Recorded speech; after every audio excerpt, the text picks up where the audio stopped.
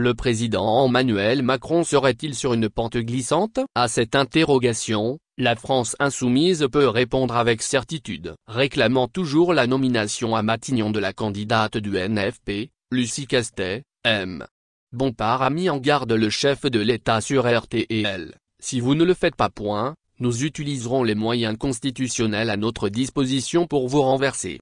Malgré les dissensions, le FI maintient son ultimatum, réclamant toujours la nomination à Matignon de la candidate du NFP, Lucie Castet. M.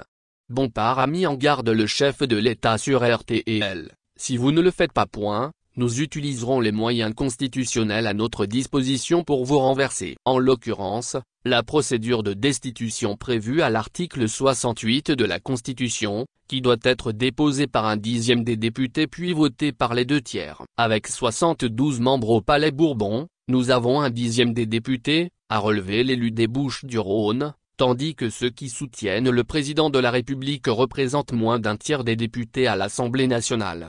Donc oui, bien évidemment, c'est une possibilité crédible, a-t-il estimé, mais c'est un avertissement car nous préférons qu'il nomme Lucie Castet à la tête du gouvernement. Mon sujet ce n'est pas la destitution, c'est la cohabitation, a déclaré Madame Castet dans la soirée sur BFM TV. L'option la plus crédible, qu'il faut privilégier, c'est de censurer le gouvernement si Emmanuel Macron choisit un autre Premier ministre, a-t-elle ajouté. Mais les Insoumis assument leur coup de pression avant la rencontre des chefs de file du NFP à l'Élysée vendredi en présence de Lucie Castet. Réunion à laquelle participera aussi le premier secrétaire du Parti socialiste Olivier Faure qui a pris ses distances dimanche en indiquant que la proposition des Insoumis n'engage que leur mouvement. Il n'y a pas grand monde en dehors de LFI qui est venu apporter son soutien à cette démarche, a pour sa part observé la patronne des écologistes Marine Tondelier sur France Info.